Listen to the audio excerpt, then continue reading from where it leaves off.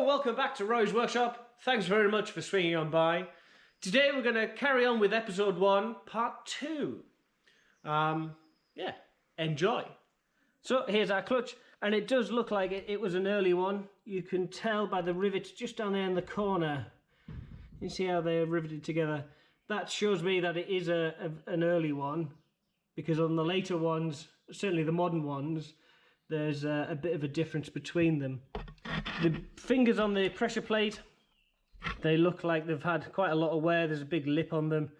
Normally these are radiused for the thrust bearing to push against, but these ones are fairly flat, so I'm pleased I've got the full kit. I was debating about just putting a pressure plate in it, a friction plate in, sorry, but actually my motto of do it once, do it well, bugger it, let's put a whole load in. So I've got a new spigot bearing coming, pressure plate, friction plate, and then a thrust bearing. Now in the back end, this is the main reason why we split it. You can see oil on the floor. It's not a good indicator. So in here we can see some freebies. What on earth are they? What's that? YouTube Live. There you go, live action. Ugh, stinks. So I suspect they're probably from up here somewhere, maybe. Not 100% sure. So what I'm going to have to do is undo these two castellations, undo the springs, set this off. But I'll film all that a bit later on.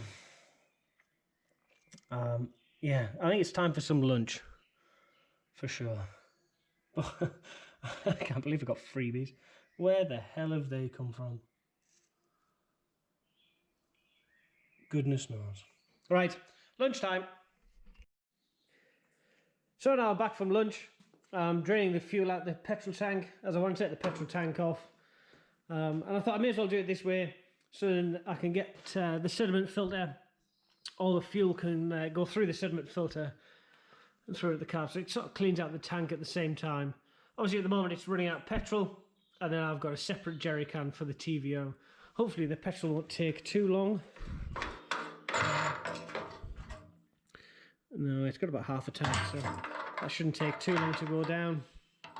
All being well. I'm now going to support the... I'm now going to put this on properly. It says. There we go. I'm now going to support the gearbox using the axle stands that I had out earlier, and then I'll leave the gantry on just for good measure. As you can see, it is really crappy in there, so we're going to I'll get some strong detergent in there to try and break it all down and wash it out, and then I'll take out the thrust bearing, strip out both pedals. Both pedals need to come off. So all of this linkage needs to come off, particularly from here. I'll probably take the rear off just to get it totally out of the way, and the same on the other side. And the same on this side. I need to get the 3 shaft out and the clutch pedal. I'm going to take off all of where the pivot arms go as well, and we'll get it all out the way, get it all cleaned up, make sure it's all right. I'm probably going to drain all the oil out as well, because I know in the diff the oil is quite milky. I'll try and show you. I've sort of been running with it for a little while now, but actually now that it's in here, you can see on the floor where it's been dripping. You can see it's not looking the greatest. So we've got oil, we've got all the tractor oils that we need, and if I need to get some, I'll order some. So yeah, I'll leave it there for now. I'll get on and I'll update you in a little bit. So, quick update. So I've got the brake and clutch pedals out, obviously the thrust assembly and everything. So I get to have a good look in, and you can see how filthy it is in here. So I've sprayed some detergent in here just to try and clean it up, and I'm going to try and clean it up as best I can. That pile of stuff there, that was found at the back, just where the drain hole was, and that's where I got my first indication that something wasn't right. On this side, I'm now going to measure these fingers. So from here, from the top of this finger here down to the edge, I'm just going to measure that, and when I get the new clutch, I'm going to try and make sure that the measurement between here and from the fingers down to the friction plate are going to be around the same, really. It's generally anywhere between 30 to 35 millimeters, and I got that information from Bundy Bear's shed. As I said before, quite a lot of this I've got from him, and I'll put a link in the description to his YouTube channel, because it is quite interesting if you're into this sort of thing and what have you. So that's about it. I'm going to carry on cleaning. Obviously, you can still hear the fuel is still draining. We've now switched on to TVO. It's all gone the same sort of browny colour. It'll do it some good to drain it all out. And again, that's preparing for a later job when we do the tappets. I'm now going to carry on cleaning all of this up, and I'll probably catch up with you in a couple hours. So, update after a little bit of cleaning. It's looking a little bit better. What do you think? I think it's a bit better. I feel like a barber. Is that okay, sir? How's that at the back? So yeah, there you go. It's all nice and clean. Quite happy with the results. I did cover the input shaft, so nothing got into the splines, and the gasket I've taken off all the way around the bell housing. I think I've got some dielectric grease just to stop the corrosion process between aluminium and steel, of course. And then I'm going to quickly measure the depth of these fingers. Now, 2 seconds, I'll get the camera set up and I'll show you what I'm doing. Okay, so now we're set up. We're just going to quickly measure the 3 fingers here down to the hub in the centre. The idea of this is, so when you put the new clutch on, you know it's vaguely in the right area for the adjustment. So I've already done this one off camera, but I'll show you how I did it. So using our vernier calipers, we'll zero them out. So they are zeroed. And now we'll put them on the face of this finger here, and then we'll go right the way down to the actual hub and make sure that it's nicely on the hub. I reckon that's about 33. So let's put it the right way up for you. So 33.39 millimeters. And it's roughly the same across all 3. But make sure that you hit the actual the hub and not any of the rivets. There's 33.14. Obviously, this is an old vehicle, so accuracy isn't that massive. And this one's 33.32. So that's fine. Something to bear in mind. No doubt I'll forget, so I have to review the footage before I throw it back in. Now we're going to whip off this pressure plate and the friction plate just to see what's inside. And as I say, I've got a new mainsail for the rear, and I think I'm going to need it. But until I whip off the clutch, I don't know what's going to happen and what it's hiding. Hopefully nothing too big. Back in a minute. So I thought I'd bring you with me when I was taking this pressure plate off, so you get to see what I see as it happens.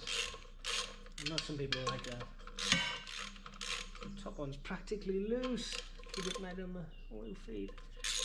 That one's loose, and that one's loose. You can see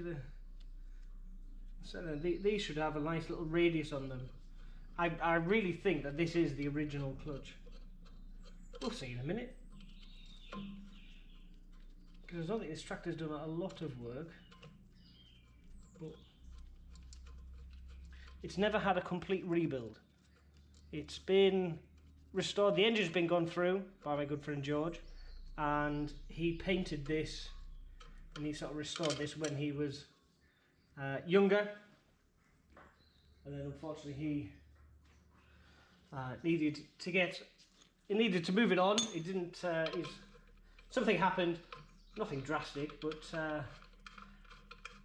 it couldn't go anywhere else. I wasn't going to let George sell it to anybody else, so I had to buy it. I had to. That's interesting. So there we go. And that is an original clutch. That's bloody interesting, isn't it? It might not be to you, but it is to me.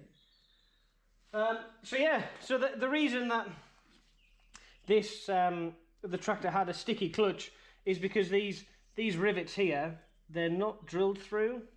So these rivets are obviously solid. And what happens is a little bit of grease gets in here on the flywheel and in between the smooth clutch disc. You can see how it's polished.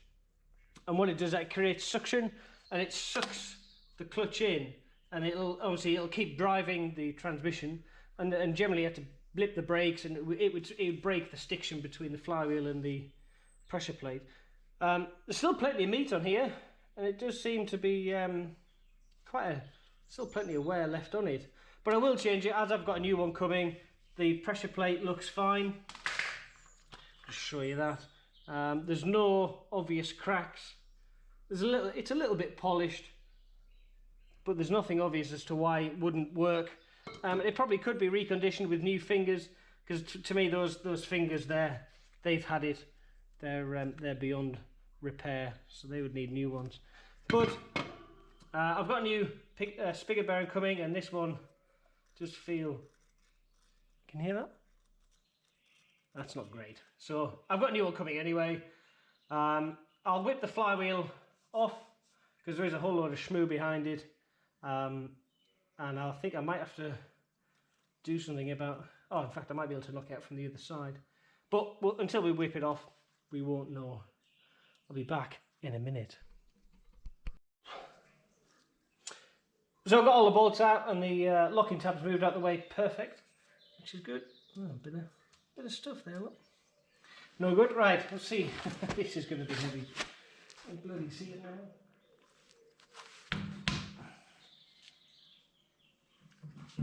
There we go. Here we come. Oh my word! Oh, there is some weight in that. And oh, actually, that's a good point. So the back of the spigot bearing has come off, and that could be from the spigot bearing, but actually there's a lot of shmoo there. So I'll there's one of those sugar plum things float around. So what I'll do now is I think I'm going to stop. We've done quite a lot today. We've split it. We've stripped completely down the clutch and the flywheel, cleaned out the bell housing and everything else. I've still got the fuel tank to drain. You can hear it draining behind me. And then I'm going to whip off the fuel tank rocker cover to do the tappets, because the tappets need doing. But I think that's long enough for today. We'll carry on in the next episode of Rory's Workshop. Thanks for swinging on by. I do appreciate it. Don't forget to do the liking and the commenting and the subscribing, because it does help, and actually I'm quite amazed at how much it does. And then hopefully we'll be able to get more of this sort of thing out. Obviously it is quite varied, but that's life, isn't it? Thanks for watching. Take care. Bye now.